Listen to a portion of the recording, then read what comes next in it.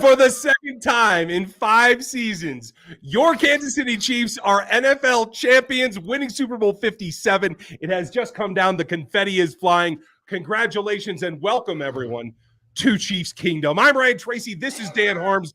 Welcome to RGR Football. We had to see it all come down. It was a hell of a game. We're going to try to keep our language to us tonight. Dan, I'm drinking a Fremont double IPA. Cheers to everybody. Oh my God. Cheers, y'all. Crack them, smoke them if you got them, drink them if you got them. Let's go, baby. Let's go. Patrick and Kels are making their comments. Patrick's got pretty much my sensibilities right here. We're doing it. You guys, we're going to try to get to some of your questions. Obviously, we have a ton to talk about as the post-game festivities are already flying. We'll get to them. But if you want to get through to us, make sure you hit the super chat. That will super help and get some of this gear. We have something special for you in a second. But this was a game, Dan, that I was at halftime. I was like, they just got to settle down and be able to run their offense a little bit, open it up. And what I said at halftime was specifically, they got to turn around the trenches. There's no other way around it. And they did. What changed? Did you see anything in particular that was like, that's the key?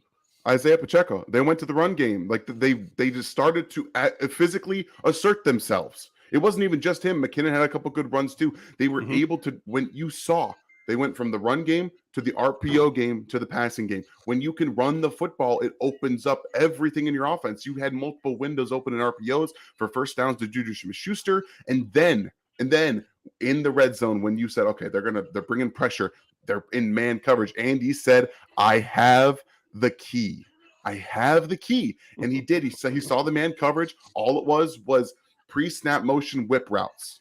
Right. It was a pre-snap motion turned into a whip route, and it got 2 easy touchdowns, and that's how they won the football game. It was the run game first, and then they adjusted everything off of it. That was the best second half of football Andy Reid has ever had in his career. It was perfect.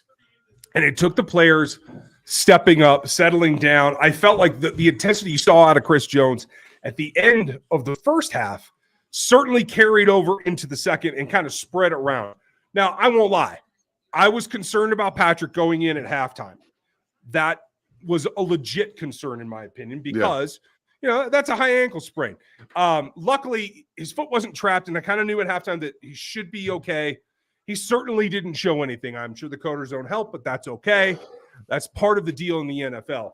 What's really important is that this was a team that helped him. It was the defense that stood up. Maybe Nick Bolton's best game of his career. Juan Thornhill started stepping up in the second half, making those plays. One got away from him. I thought he did well other than that. Trent McDuffie wishes he had that interception back, that's for sure. But I was concerned because what I did notice in one of my notes was that they're coming down into single highs now to start the second half. And I was a little worried they were going to get stuck in that. But Spags kept it fresh, and he kept moving it around, and that kept Hurts on his toes. And in the end, it is about just moving the ball. Kudos to Pacheco, rookie. Kudos to Kadarius Toney, second-year player, but first year on this team. Kudos to Sky Moore for making it when it counted. And a guy that I think we haven't talked about enough because, quite frankly, he's been banged up, and MDS stood out last week. Juju stepped up when they needed someone else to catch passes. Multiple first downs. In the second half, without Juju, I don't know if they win that football game because there was third down completions. It was third down, thirds to firsts. He was a chain mover, exactly what you needed him to be, especially when Travis Kelce was being double teamed. Every single play, it was like, okay, stop Kelce. We'll figure everything else out after. And lo and behold, Juju Smith-Schuster, RPO first down. A little, my thoughts are just little slant action. It was got off on the inside. It worked really the Kadarius Toney decoy. Like I pointed out in the game plan, you use him as a decoy. You can get plays. You can get first downs. They had that screen set up for him, especially after they called. They threw it to him initially after the first first down penalty. They threw it to him already. So the Eagles were like, okay, they're going to throw it to him again. Not this time. They had the adjustment off of it. I can't give Andy Reid and Eric Bieniemy, that coaching staff, enough credit for what they did in the second half football. After that fourth down that they should have gone for in the first half, nearly cost them the football game. in my opinion. Andy Reid said, okay, we're going to adjust and we're going to call it the game as we're seeing it. Offense never missed a beat the rest of the game. Yeah, they're on fire. And I think it's earned Juju a trip back here. They're going to have some money for him. We'll talk about that, but I do want to welcome our newest sponsor to the show, and they have an idea for saving money as well. I'm partnering with Mint Mobile to save you some money. When you have the NFL MVP on your roster, you have to find ways to save. You don't want to cut it short on his contract, and you want to make sure that you don't try to make savings on wide receiver targets, tight ends, and especially on the newly incoming offensive tackle that has to protect that MVP. But you do have to save money everywhere else. This Ryan knows it, and this Ryan knows it. Hey there, it's Ryan Reynolds, owner of Mint Mobile. Enticing, right? Mint Mobile offers premium wireless service for as little as $15 a month, and you don't have to sacrifice coverage, speed, or data. They're built on the nation's largest 5G network. Why should you have to pay more to have access to the same network? And all Mint Mobile plans include unlimited nationwide talk and text, plus lightning fast 5G and free mobile hotspot. Mint will show you how much data you save each month and recommend plans that'll save you more money. Use my link in the description below to get premium wireless service starting at $15 a month at mintmobile.com/RGRfootball. Stop paying more than you need to for your wireless bill and start saving big with Mint Mobile. So welcome to Mint Mobile. They are our new sponsor here that's going to help us out. Appreciate you, Mint Mobile. You guys for spending your time with us. Saeed said, let's go, Pat. So happy right now. Love sharing this with you guys. First time I watched was Bengals last year. Good job. Welcome, Saeed. Glad that you're here. Appreciate you being here. This was a game that I think makes it that much sweeter, the fact that they had overcome Patrick. They had to overcome the fact that the turnover that turned into a touchdown by Nick was great. But in the end, they were behind on possessions. Yeah. That really flipped it for a bit. So they had to overcome that. Obviously, like you said, getting beat up front, had to change some of your play call. This was maybe, I have to think back, but maybe until the second half adjustments of the Super Bowl they won in 19, this was the best halftime adjustment plan by both sides of the ball, Steve Spagnuolo included, that we have seen in order to get them to this point. Yeah, I think it helps that you had another 10-point deficit. That just seems to be the key here in Super Bowls outside of the offensive line problem in 54. But my goodness, it was incredible to watch what they were able to do. 0 sacks given up in this game as well. Offensive line just turned it on. The second half, they knew what they had to do. And that offense, that pass rush that was setting records, 0. Yeah. Nothing. They had some pressures in the first half. They had some in the second, but they were moving the ball at will in the second half. Whatever they did whatever they wanted to, and they were able to do that. Obviously, the defense forcing that first field goal in the second half, huge. Yeah. Huge, especially after you have a game-changing type of play called back. You were able to force a field goal on that same drive. That was big for them to be able to come back and do that. Obviously, Snead had that busted coverage. I don't know what happened there, but he just left Devontae Smith. Otherwise, I think the defense did everything you wanted to. We said bend, don't break in this offense, and in the second half, they were for the most part bend and don't break. Yeah, they did well. I thought Snead, as much as you could argue about that potential turnover for another touchdown, I thought Snead brought his game. I don't know what happened on that play. That was a bad broken coverage. I don't know who's responsible for that. I'm not going to get too fired up about it, but that was, again, overcoming a misstep that they were able to do. Jeff, you have it right. Scored every time they touched it in the second half. And when I look at the possession chart, that's one of the things that stands out in my notes as well. When you only have 4 first half possessions, and you come back and you go touchdown, field goal, that's how you get back in the game. And we know better than to doubt Patrick, but it still is against a formidable defense like this, something that you can't hope is guaranteed. That's going to be fun. Is that your vote first, or did Nick actually get it? I haven't seen anything. I can roll with it if Nick got it. Because I have not seen anything. Nick finishes with the touchdown, obviously, and a fumble recovery, 9 combined tackles on the night as well. So there is a bunch there that you can make that argument for. Yanni, welcome back. Yep, one more time. Here we go. 3 Super Bowls in 4 years and 2 championships. We're not going to start tonight, but we'll start talking Dynasty tomorrow. How's that? Oh, yeah, baby. Oh, yeah. It's coming in. But we can talk a little legacy, because everyone coming into the AFC Championship game was talking about how losing to Joe Burrow was going to impact Patrick Mahomes' legacy. Okay? Now, look at this. The roles are now reversed. He has the second MVP. He broke the curse of the MVP not winning the Super Bowl. They also won the coin toss, which was another thing. The loser of the coin toss usually won the Super Bowl. They broke two different types of streaks, trends that were happening to win this Super Bowl. And Patrick Mahomes has cemented himself right now as one of the greatest players to ever live. Period. There's no questions in my mind. Like this. Tomorrow's shows are going to be about Patrick, but this was a team win, and everybody shout out to Mrs. RGR. She had a good time tonight as well. We'll see how she's doing here in a little bit. Whoa! Okay. So, as you can see, there's folks at my place tonight. Let's go. So the house was fun tonight. Everybody had a good time, and even folks that are from here that had a good time watching the Chiefs get this done. Jeremy, thank you for your super chat. We appreciate you. Jeremy. These tight games are tough on the big guys, but I love the team and this channel. Thank you, Jeremy. Thank you. And I wanted to say something, especially Lucas Niang had to come in after the tackle eligible play and just get that snap off. Mm-hmm. And I watched him specifically on that snap. His kick looked good. I think he can recover. I think he can be a swing, possibly. He looks like he's recovered at this point. And the fact that he didn't have to continue his play is because I thought Wiley had one of his better games against a speed rusher that he knew had the athletic advantage. I can't wait to see what Andy Reid did to them in this game, because all of the pass rushers didn't really impact this football game at all. I mean, they had the sack, which almost turned the tide of the football game with the ankle. But other than that,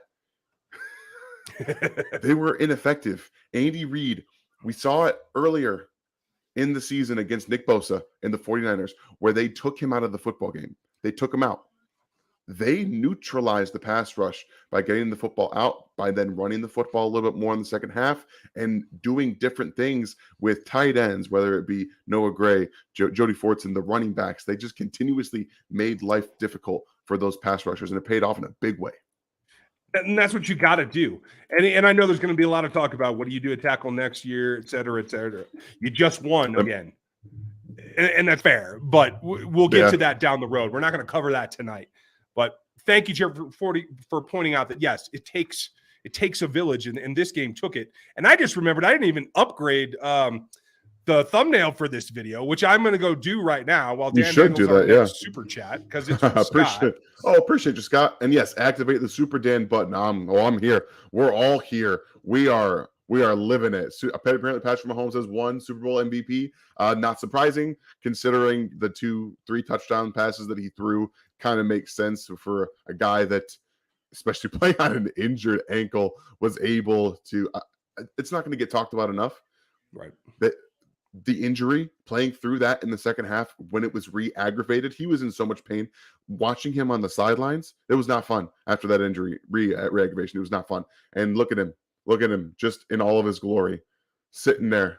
Oh, thank you. Appreciate that, Scott. And folks, we do have the live feed on here. They're passing the trophy around. We'll have some reaction to that as well. And Scott, thanks for pointing out Dan there. Congrats, Chiefs, living life in the 20. Thank you very much from an Eagles fan. Appreciate you. I thought it was really hard. Appreciate you. And I feel for Travis tonight, because he's got to have all the joy, but he's also got to be, a brother to his brother, and then that's going to be challenging, I think. How much complaining are we going to hear about the PI call at the end? I'm sure Eagles fans will have a gripe. I could argue right back at them about the supposed incompletion that. I don't know. You can argue it back and forth. The key to me is if you go rewatch that play, Bradbury held him twice, hooked him the first time, and then went around the back. My biggest problem is everyone's talking about this being an overthrow. If he doesn't hold Juju, it's a touchdown. So what do you want? Mahomes is not going to throw it over him. He's getting pressure and he's backing up because Juju's not open yet because of the hold. So you can't have it both ways. That's not how this works. Yeah. Sorry. Pick a side and argue it. Yeah. There'll be Eagles fans that complain, and I don't blame them. It was a tight game. It was a good game. I completely underestimated the output, but hey, I've done worse things. I had 30-24. I mean, 38-35 was not on my bingo card. Let's just say that. Sean Taft nails it. They can't win without Tyreek. Oh, championship number 2 says they can. That's right, baby. Let's go. I'm not live with you, but I wanted to say we did it, Kingdom. Thank you, Dirty. Appreciate you. How on earth does a field like that host the Super Bowl? The worst part about it was they prepped this 2 years ago. This was in preparation for 2 years. Arizona should never be allowed to host another Super Bowl ever. Period. End of story. Period. Well, and it's a tough one too because it's all about how you do it. Because it's the desert, you don't get dew, you don't get moisture until the sun goes down. So it certainly was something I thought that they'd have a better handle on. Hopefully they will next time because I think they're going to want to go back there. Clinton, thank you for your support, buddy. Juju stepped up on he absolutely did. And I mean, we had felt that he should come back before, even though, Mrs. Dan, thank you. That's right. So he did get it. So that's I stole her line too. She was the one talking about the field while we were watching the game. So which you really I did steal it for her, but yeah, I'll give her the credit. Well, good for you. So Patrick is now 2-time regular season MVP and 2-time Super Bowl MVP and Super Bowl champion. Yeah, 2 Super Bowl championships and another one that time got the better of him. Okay, I can live with that. Now you probably want to go get this. I'm just going to say absolutely right now. This is my new favorite. So if you guys would check that out, this logo is available now in the RGR store because it is MVPM 15 that just got you this championship.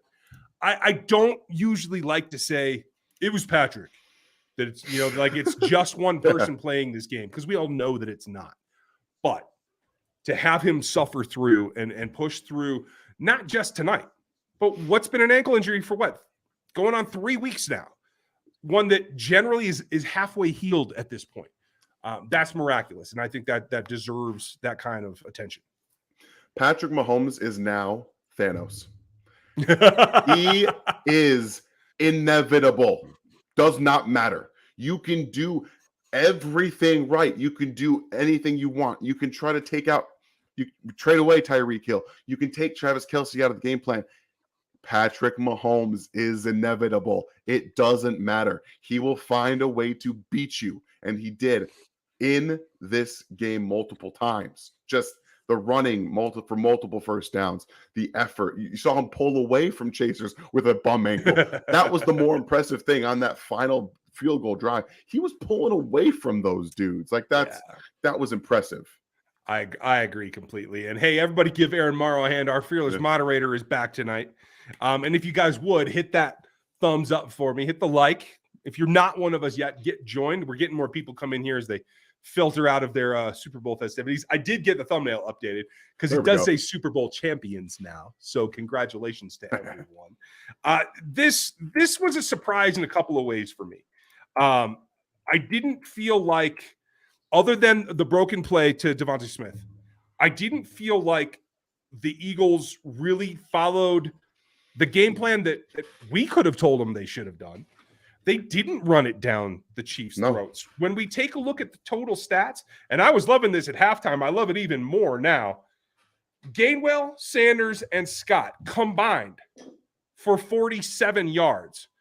Patrick had 44 on the ground. It was Pacheco with 76, a plus 5 yards per carry average tonight that grounded out and was the best back on the field, despite at least 2 plays that I think he could have broken for big chunks that he, again, did what he does and missed a couple of opportunities. I think that will come. Does that surprise you that it was Pacheco that was the best runner tonight? No, honestly, when you consider what the one true weakness of this Philadelphia Eagles defense was, it had to be Isaiah Pacheco. McKinnon, for everything that he is, he's really more of a slasher. He's not going to break tackles. And I hate it. I hate Pacheco's running style. I hate it. I absolutely do. But it helps in one area, and you saw it on display. When he's running up the middle, he's extremely upright, and he does this. you can't tackle him because it's almost impossible. You're trying to bring all of that weight down. You could, like when you see Clyde doing this, Clyde running like this, he's easy to bring down. He's small, but Pacheco's 6 foot plus, and when he comes up through the middle of the hole and he's just running like this, you can't bring him down. He was running with effort. He was running with a reckless abandon. Like, dude was just a hair on fire, like he always is. Yeah, it was great. Question for you from Adam: Are you keeping Avery up? I think she's gotten used to my everything around here. I think she's seriously asleep. So I'm doing a good job so far. That's pretty impressive, man. I'm telling you, that kid. I'm impressed with her. Yeah. Yeah, I am too. She cracks me up. Tactics is here. Pat now has 2/3 of Troy Aikman's rings. You're absolutely right. And I'm sure Jock Briscoe will make sure to emphasize that tomorrow as well. Christopher, it was announced it is Patrick again. So he's on a roll. He's doing what he does. Offensive line, the real MVP of this game. I like that, Josh. No sacks, the best sack defense and #1 pass defense. Beautiful game. I agree. And I'll give you this. I saw fire from Joshua Williams. Yeah. I was really happy to see that because I thought if anybody was going to get attacked, it might be him, and he might have a tendency to not bounce back as well. I thought Watson was well all over everything. I know he got beat once. Everybody played downhill really well as they dropped off into their zones. They played about even. I think it was like 10 snaps a man, 7 snaps a zone in the first half. But they came downhill really well, and the run support from the DBs was there all night long, not just the corners. I thought Cook was where he needed to be. I thought you saw Reed. I know he got beat by Goddard a couple of times, but he had great coverage in both instances. Yeah. That was more Goddard making excellent plays rather than Reed, having a slack play or something like that. So I was really happy with that. How'd you feel about the backfield and the rookies in particular? I think they missed some tackles, but I think one of the things I wrote in my notes is they were having trouble with the quickness. That was very apparent. For everything that the Bengals offer, they don't have a lot of quick twitch to their anything. It's really more of powerful guys and smoothness. Kenny Gainwell had a couple missed tackles on forced on guys, and they were having some trouble with them in space. But in terms of coverage, I think they did a pretty good job. I have to agree. I was really happy with that. The guy that I think has gotten 0 pub tonight is Leo Chanel. I thought he played his best game as a rookie. Yeah. I thought he came downhill when he needed to. I thought he was physical when he needed to. I did not see him get beat on a physical basis tonight. No. He did get turned once, and I think it's the one that he injured his arm at some point. Don't know exactly what that was because he did come back into the game. But Willie was Willie, and I tweeted it out at one point. Nick was the obvious pick for the most influential linebacker in this ballgame because Nick is right there in the middle. His play behind the line of scrimmage, the one that I think Greg Olsen really highlighted well on the broadcast about not blitzing, but just being that delay and waiting. That was great. But it was Willie that saved at least 3 scrambles from Jalen Hurts on his own. It was Willie that showed the athleticism that you have to have. And I thought his game was excellent. All 3 linebackers played well. That was a big plus. I was a little surprised GK didn't play quite as much as I thought it was Dunlap. That was an experience thing, in my opinion. What did you see? I think that it was more of a pass rush element. They needed to find a way to get some pass rush since they weren't running the football. They weren't running the ball. They had to get some quickness out there. And unfortunately, GK is just not a pass rusher. So they had to give Colin Saunders, Mike Dana, and Carlos Dunlap more run to try to get after Jalen Hurts. It was tough. There was a lot of movement. I actually wrote in my notes, Spags wasn't blitzing very much in the meat of the game in the second and third quarters. And I wrote down, is he Rockying this? In the second Rocky movie, when Mickey has Rocky fight right-handed first and then switch at the end to left-handed. I thought that's what Spags was trying to do with his blitzing. Turns out he kind of was. I love that analogy, especially in you were like 3 when that movie came out. So like I'm pissed that I have to remember that from a teenager standpoint, but it is what it is. But no, I felt the same thing. Like, okay, same thing with the offense. Kadarius played 1 snap in the first half? Mm-hmm. And then obviously they knew that they'd set him up, they'd bring him in and let him be what he is. I think his stop-start ability is nearly to the level of Tyreek. And I think that's just an element they have to have. We'll talk all offseason about what this wide receiver core needs to look like going forward. But that clearly was an element that they had to have. Sky Moore has it in a lesser extent, but had to do the same thing. What am I missing here? You're chuckling and it makes me nervous. No, my wife sent me where you would reference Rocky. I mean, it's a perfect analogy. Yeah, hey. It is Philly. Exactly. What are you going to do? Okay. Elephant in the room time. When Butker missed that first goal, then came back and finished, Butker stays. He was never going anywhere. Yeah. I mean, okay, so let's put this out into the universe. The Philadelphia Eagles kicker slipped on one of his kickoffs, okay? Yeah. Everyone is slipping throughout the game. Harrison Butker's not 100%. We know that going into the football game. Maybe he's just uncomfortable planting on the field. Like, I think that played more into this than anything, and then he nails the game winner. So I think, honestly, I think the field kind of screwed with his mentality more than him just not being able to make field goals. Yeah. And as long as he corrects, I can deal with it. The fact that he hit the dang upright, he's not very far off. Yeah, I don't know what's going on. We may find here very soon, folks. Next week, we may find that he has surgery to correct. That's very possible. Surprised. So we will see how that comes down. Chris Anderson, I already did give Andrew Wiley his respect, so maybe you're a little bit behind the stream. Did, yeah. I was trying to do that. Would you say that McDuffie got exposed? Because not a fan thinks possibly, but I didn't see it that way. Again, all 22 will tell me more about how Trent McDuffie played, how the secondary played in general. I won't know until I see that. So I won't go based off of your live view. Yeah, it's hard to know. I get you. Let's see here. So Butker aside, I thought special teams did their job. I thought coverage was solid. I really liked the little wrinkles that the offense had, particularly McKinnon lined up at the fullback spot. They ran counter on the first touchdown. I mean, this was all stuff that we talk about all year long, and they put a lot of it into it tonight. Juju on the slant, run and counter, split backs on one of the second touchdowns. Like using everything using multiple backs. Finally, we've been calling for that for years. You guys can. If you use 13 personnel to get matchup problems, you can use 2 running backs to get matchup problems. Yeah. Luis, you said this perfectly because Dan said this to me just before we started. I mean, this is the biggest sarcastic comment of the whole thing. They won the Super Bowl and a championship in a rebuild year when they're underpowered, supposedly, according to the national media. I mean, just what does that mean going forward, Dan? And well, I'll ask you again when you're fine. You're good.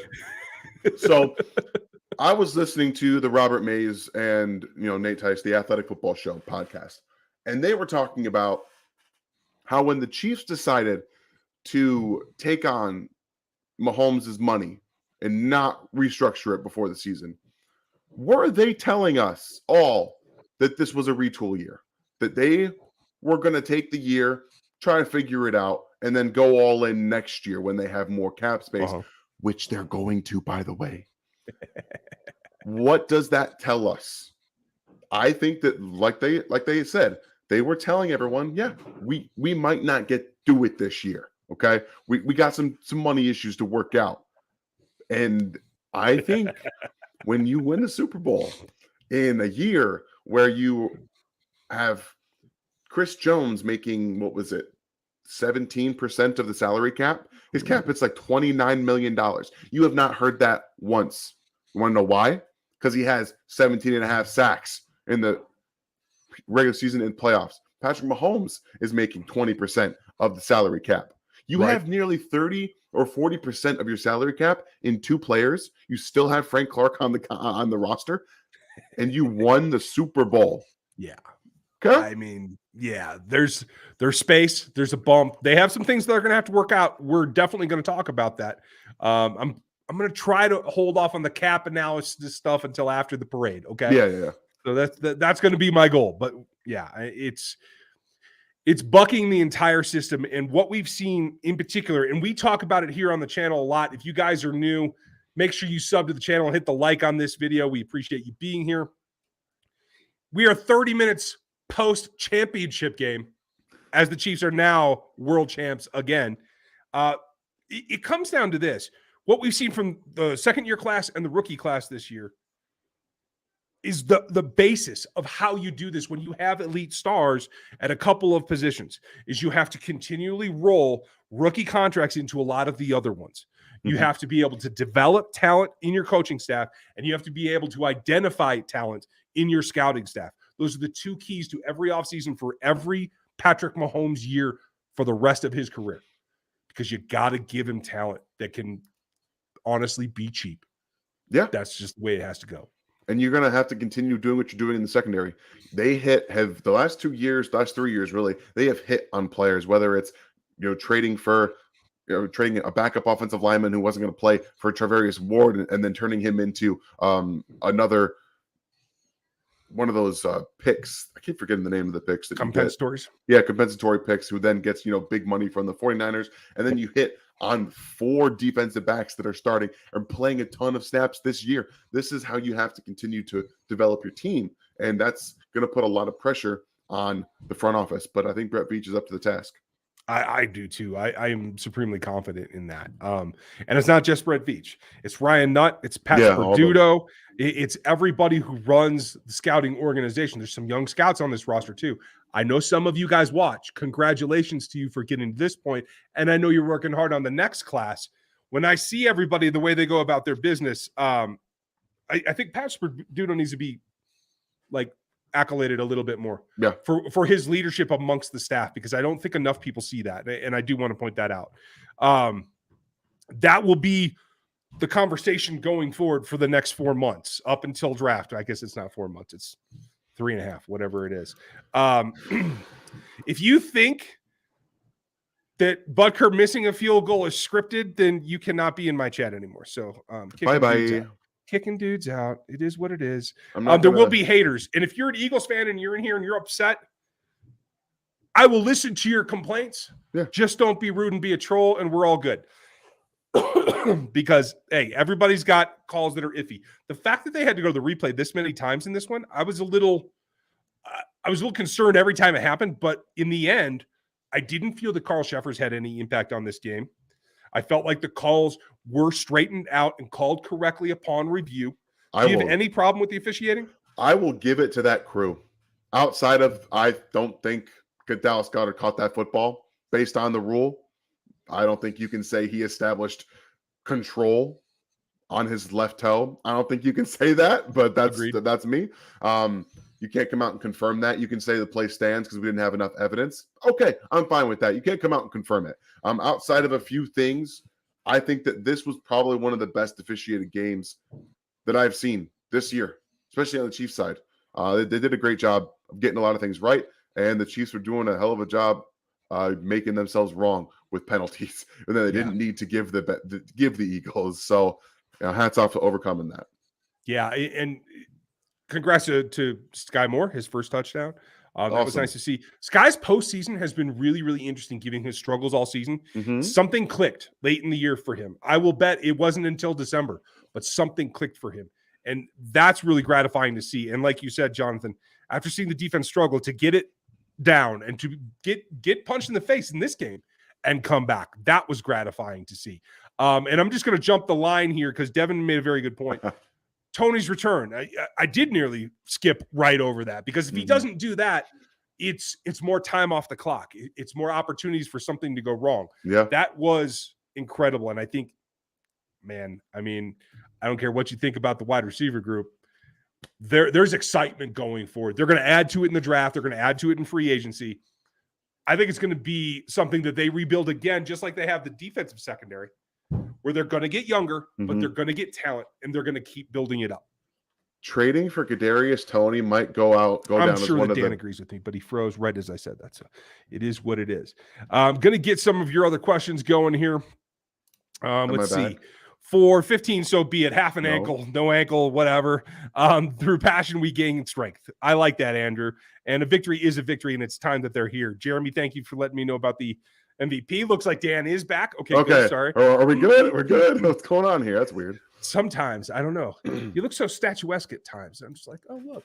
Days froze I up. think Kadarius Toney, the trade for Kadarius Toney, might go down as one of the biggest fleecings of all time. It really depends on if he stays healthy. That's all it's going to be, because Andy Reid can use this dude in so many different ways. Yeah, it's going to be really, really creative.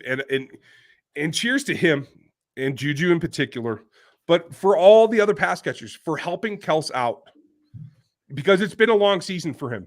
It's been a lot of emphasis on him. And what did he go? 6 for 6 for 81 and a touch tonight. Yeah.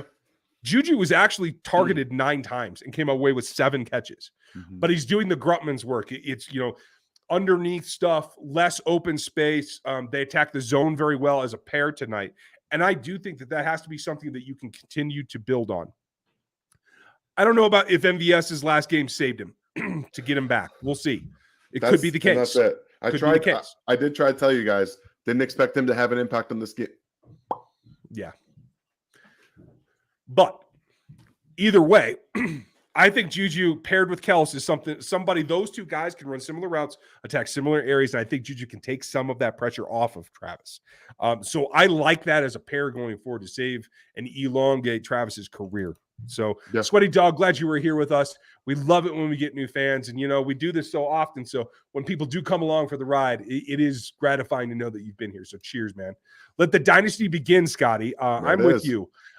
We will have many discussions about this. Yes. National media. I was on radio all over the country this week, and I had that question multiple times. And I was reluctant because I said, if they don't get this win, you can't call it a dynasty. I don't call the Bills a dynasty. They went to 4 Super Bowls. They didn't come away as champs. Unless you're winning, you can't call it a dynasty. Now that's out the window. And now I think that we're going to have serious discussions about not only is this a dynasty now, which I believe that it is, but how do you sustain that? And how do you make it one for the ages? There's only one team to compare it to, in my opinion. People are going to bring up Pittsburgh. I don't think it's there because of the era. I think it's Patriots and it's Chiefs, and that's the way it is right now. That's all it is. There is only one team to compare this team to, and it's the Patriots, because what the Chiefs just did for the last 5 years, hosting 5 AFC Championship games, you go to 3 Super Bowls and you get 2 of them. Guess what? That's what this is. This is what the Patriots were doing. That's what it is. No other team in NFL history was doing this. These are the 2 greatest teams right now in the 5-year window that the NFL has ever seen. Yeah, it's incredible. And guys, give Dan a big shout out, because as I'm yakking away, he's actually setting up the questions so I don't miss anything. I appreciate that, Daniel. I try. I figure we can both work on this because we're doing it at the same time. If you want to, you're kicking ass, and I'm trying not to screw it up. So, Brian, was Patrick Willis-Reed game coming after the halftime with his ankles? I mean, you can call it what you want. The kid's not going to give up. And unless you literally take him out. What's that? I'd love to know what he got at halftime, though, because he seemed spry in the second half. He did seem pretty spry. A little cortisone, a little something else goes a long way. That's all I'm going to say. Knicks fans, MV Pat, you are absolutely right. And if you guys would check out my newest design over at the store, I would really appreciate that. I think you guys dig it because I dig it. That's what it is. It is what it is. He is the MVP. He will be the perennial MVP, because when you think about Tom, right? We don't call him MVP, right? He's just GOAT. Right. But it's the number of MVPs and the way that Patrick's won them, I think, is going to be the marker that kind of differentiates him from Tom as history goes on, in my opinion. We'll see how it comes down. Scotty, Leo Chanel is not a rookie. You're right. I broke my own rule. They're not rookies after the regular season. You're right. Okay, first-year player. How's that? First postseason player. Abraham, this was grit all around for the big one. And that's a great way to put it. Yep. Don't give up. Chris Jones was hot, and I love to see it. And I know he wasn't feeling good all week. But, man, when you got to rally the troops, you got to rally the troops. Colin Saunders was the sack of the night. I guess Leo ended up getting one that ended up being one too. Both him and Saunders had 2 sacks that were almost identical. It was crazy. Colin Saunders got that by his hustle. Yeah. And if you guys missed it, Chiefs actually put out, I don't know if it was a short or something, but his behind the scenes of Monday night at Super Bowl week was great, because he was talking about that because Pacheco didn't know that he played linebacker too. He even said, he's like, I got 26 snaps at linebacker, bro. Yeah, right. Colin Saunders, by the way, got him another contract in Kansas City. I think he so. is coming back. I think that he's not only contract year undefeated, but he played well this year. Him, Mike Dana, some really underrated players that earn themselves some money in Kansas City long-term as rotational pieces that are going to be huge to keep, costs down with this defensive line. Yeah, very much so. Very much so. What's up, guys? I'm still hyped. Yeah.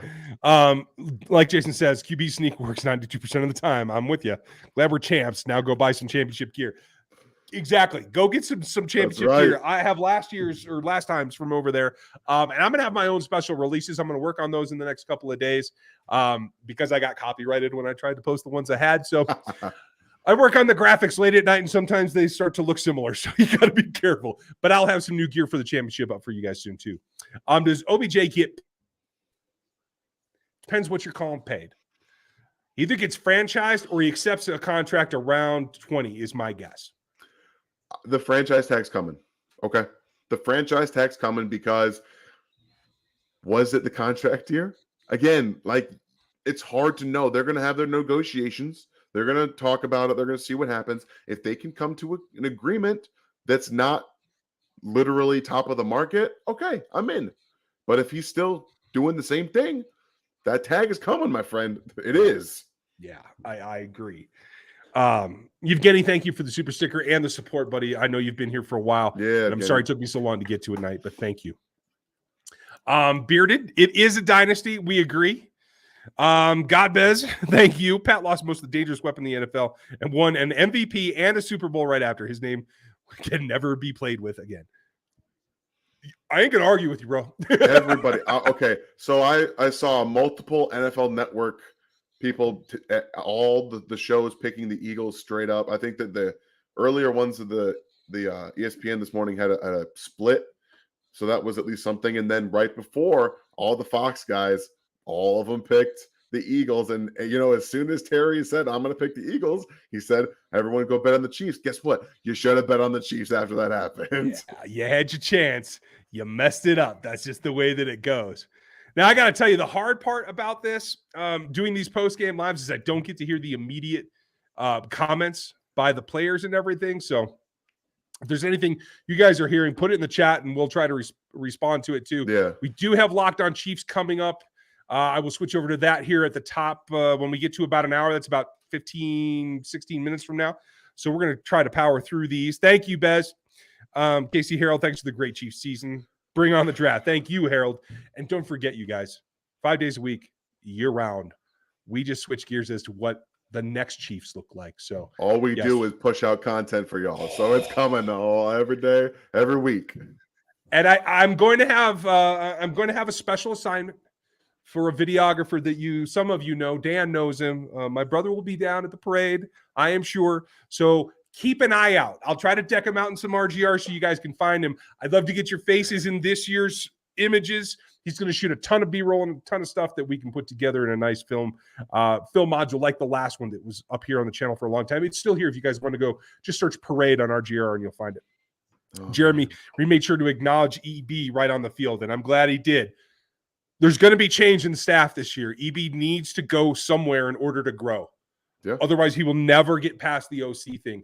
I thought, honestly, until this morning, that it was going to be Ballard that grabs him. Yeah, I thought Ballard was holding out for him, not for Steichen.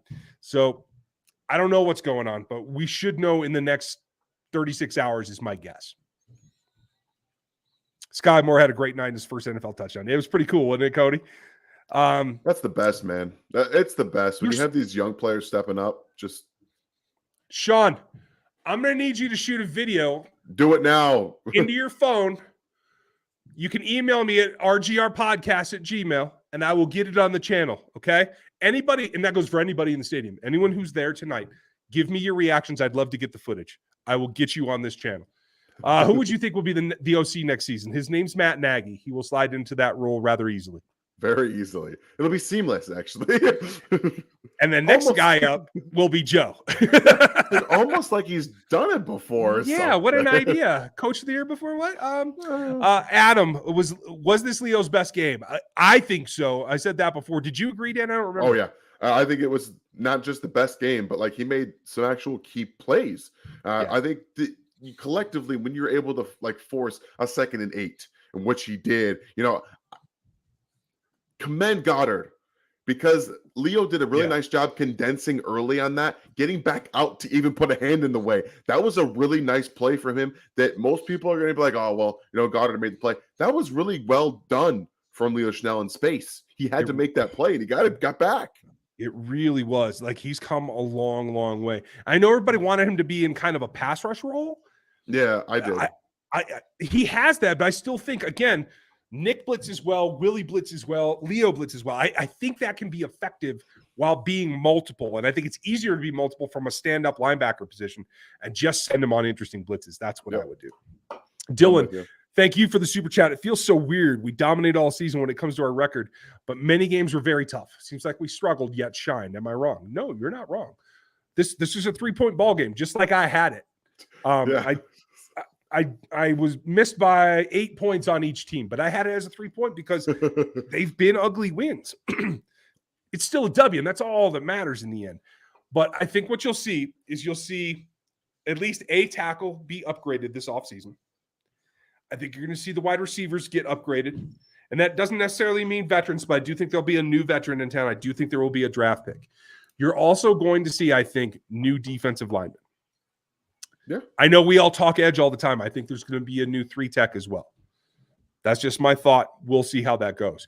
But so it's going to be a constant thing of trying to open up that gap so you don't have these tight games all year long. Yeah, and I think that this was one of those, the Chiefs were in these moments all year long. And I don't think they ever got down on themselves. Ever. Yeah. They were like, okay, we're down 10 points at halftime. Guess what? We've been doing this all year. Just get right back to work and go do it. And they did. That's just what they did. Yeah. It's what it comes down to. Too quick. Thank you for the support, bud. All the internet is crying about officiating. I guess we're the new Patriots for people to hate on. Amazing rebuild year. You're absolutely right about the rebuild year. And, they got the Goddard call, right? And they got the forced fumble for a touchdown that wasn't whatever. They got 2 calls. Yeah. So don't tell me that it cost you anything. I don't want to hear crying about the officiating. That's ridiculous. Now, Philly fans, I will give them credit. I know a number of them. They are generally more down to earth and more reasonable as to what real football is. So I don't think it's the same as a lot of other fan bases. But hey, just tune it out. Put your focus on celebrating, because that's what tonight's about. Yep. Thank you, Too Quick. Thank you, Kyle. Appreciate you. David, no question, but thanks, Ryan Dan, for all your work. Thank you, David, for your good work as well, and for all of your support as well. And folks, David supports us over on NFL 33. That's where our draft and team building work is. We'll have stuff on free agency and obviously the draft class, as we always do. Come over there and support us there as well, because I think you will like what you find. We're adding new people, and we got something really crazy on Anthony Richardson coming this week by a new contributor for us. So check it out. Love re-giving props to Eric Bieniemy. Me too. Mark, thank you from Canada. Great content all year long. If you are given the GM job, what would you do with Orlando Brown? Sign large contract, franchise tag, or tag and trade? I would tell him, listen, I'll give you a 3-year contract that'll escalate, but you're averaging 20. Otherwise, I'm going to put you on the tag. I don't care that's 120%, and we'll go from there. If you demand a trade, I'll trade you. If you don't, okay. Because he's hard to upgrade from. Yeah. I like Isaiah Wynn. He's going to be a free agent. He's likely to go back to New England is my thought. I don't know, even if the Chiefs did sign him as a replacement, I don't think that's an upgrade.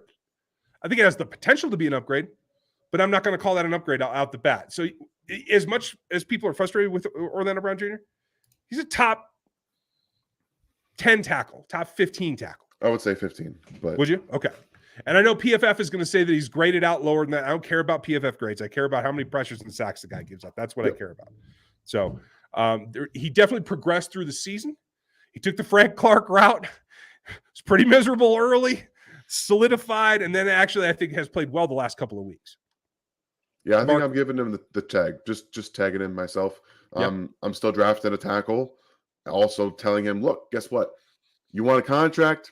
You play like it. Otherwise, we got this guy back here we drafted. It's go take your job next year. That's just what I'm saying. And I'm not going to be bashful about saying, listen, you're going to have to increase your footwork. You're going to have to take a step forward, or you're moving back to the right-hand side. Yeah, I'm with you there. That's where your spot is, buddy. How scary is Philly on 4th down, though? And who would have thought? Yeah. All we needed was our offense to have possession. Thanks for the amazing season, RGR guys. Light the fire. Thank you, Dylan. We appreciate you being here. And kudos to them. The Chiefs got their asses kicked all night long, guard, center, guard. The interior three of the Eagles are just as good as the Chiefs' interior three because they beat the snot out of the Chiefs' defensive line, blew them off the ball in every sneak all night long. This was the Eagles came out and they were like a young boxer. I'm going to go back to the boxing analogies for some reason. I like it. They came out firing and they're going to give the veteran, all they got early on. But as we know, this is what happens. It's a longer fight than just the first half. And the Chiefs, they took that punch on the jaw. They recuperated, and then they came out and gave everything they had because they were the more experienced team. And in that second half, they showed it. It was so awesome to see Andy Reid and them call that play the entire second half. Like I honestly think that was one of the best called games in second halves of all time. Yeah, it was really impressive, and especially when you know that you have a quarterback that has a few limitations. He wasn't 100%, so that much even more so. Geog226, thanks for the support, buddy. And you guys hit that like if you would. We broke the 1,000 plane. I know there were some folks streaming before we were tonight that were up in the 1,000 spot. And hey, I'm counting. We have like 7 channels, Chiefs Kingdom here in one form or another, over 1,000 That's awesome. Watchers right now. That's a hell of a community, and I like that. Shout out to Cole over at How About Them Chiefs, to KCSN, even Arrowhead Addict, and all the guys doing that stuff. You guys have our great community, and we have great content here, and I just want to shout out everybody else. Let's see. What's next, Daniel? Brandon. Mahomes came out in the second half with pure fire. I mean, he was slinging it. Yeah. I'm trying to grab the game book and get the second half stats. Go ahead and answer the next one. Thank you, Brandon. We appreciate it. I'm going to come back with his stats here in a second. All right. DJ, what's going on? Appreciate the super chat. Chiefs were going to lose by 3 scores last I'd heard. Were the rigged refs not giving the memo until the last drive? Well, I mean, that script, I think it got out to them maybe a little bit late. They were like, oh, okay, we gotta get going now, right? That's what we have to do. Yeah. No, I appreciate the support, DJ. Love it. Ralph, thanks for the question. Sorry we clowned you for the pre-draft. Kadarius Toney, love Dan. It's okay. Honestly, I went back, reevaluated the position. I still liked the player. He could not run a route to save his life. That's just the truth of the matter. And we kind of still see that at times. But next year, oh boy. The possibilities are endless. So, love the player. Was not hugely about the what he could have been immediately. So don't worry. You're off the hook on that one. I like that. So here are the stats.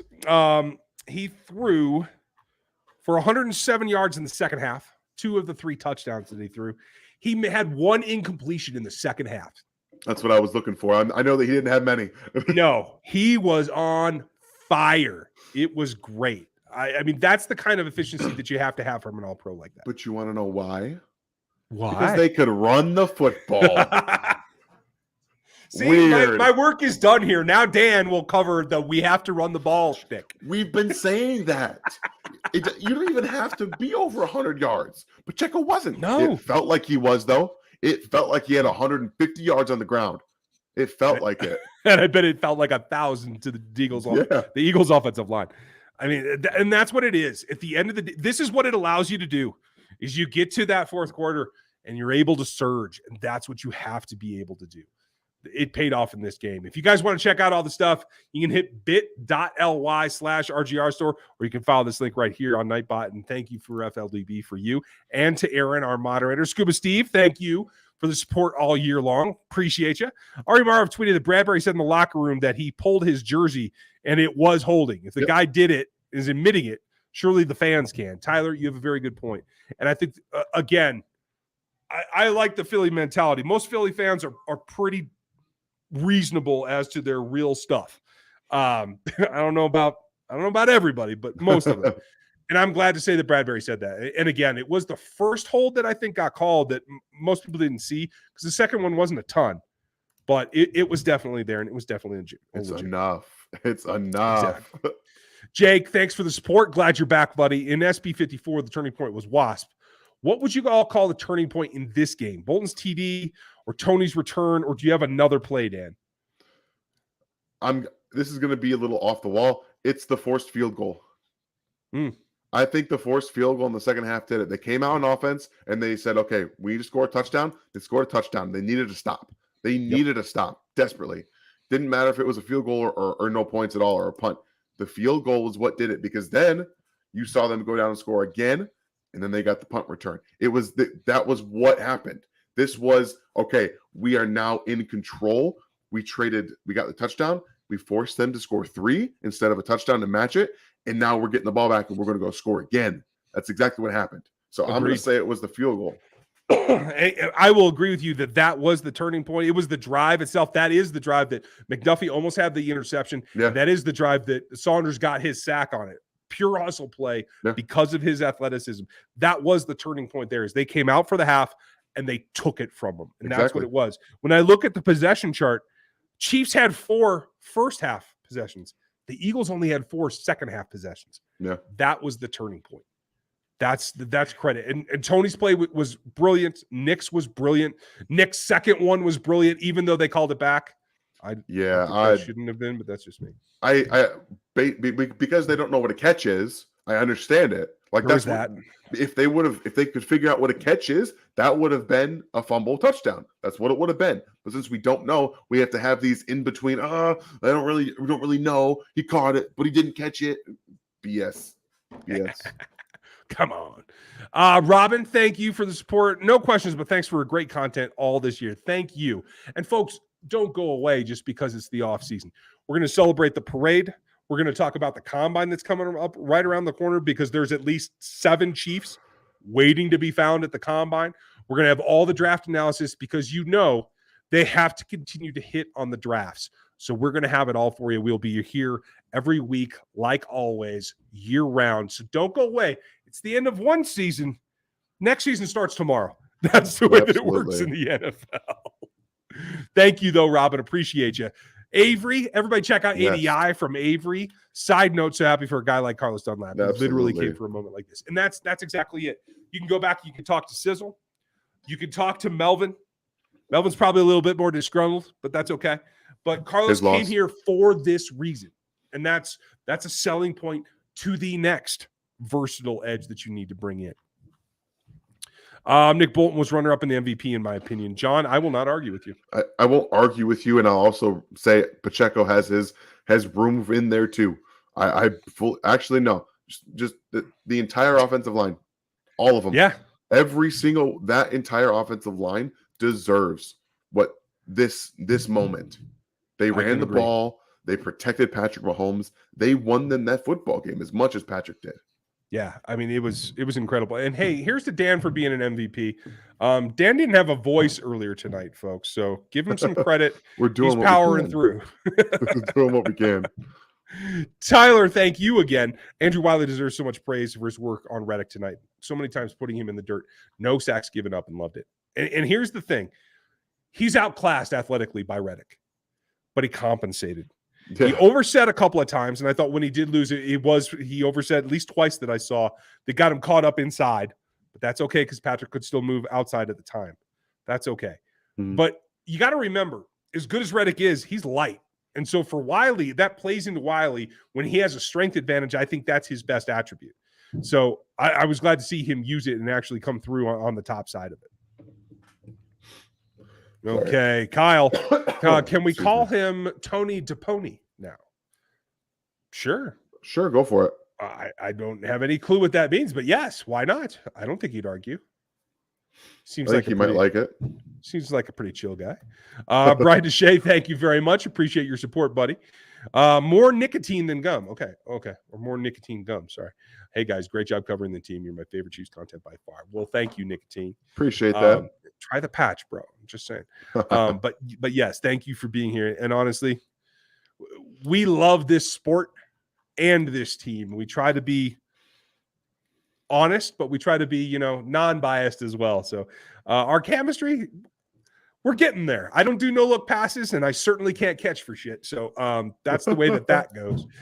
But thank you. We work on it pretty hard, and it's pretty easy because Dan puts in a ton of hard work around here, and you guys know that. This channel is you guys are great. a labor of love for all of us. Y'all are great. Do you think we trade to get Hopkins? Oscar asked. No.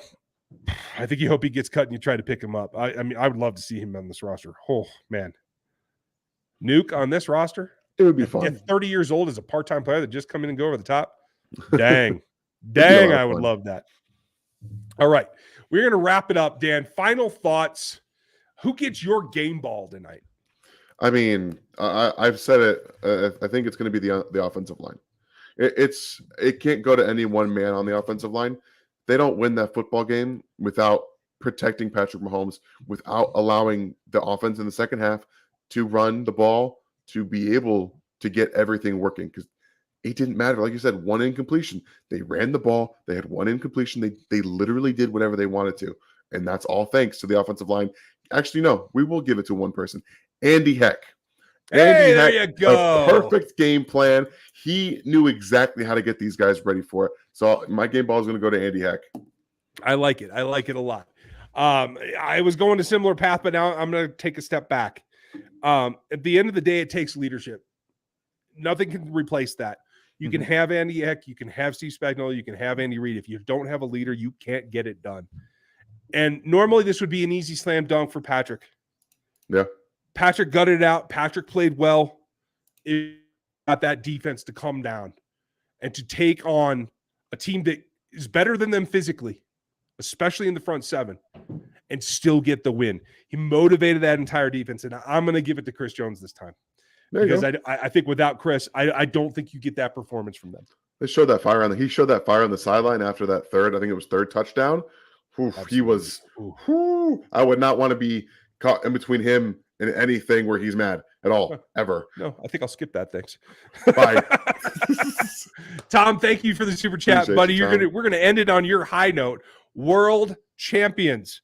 We will have some gear for you. Do not worry. We'll also be back tomorrow night for the Q&A.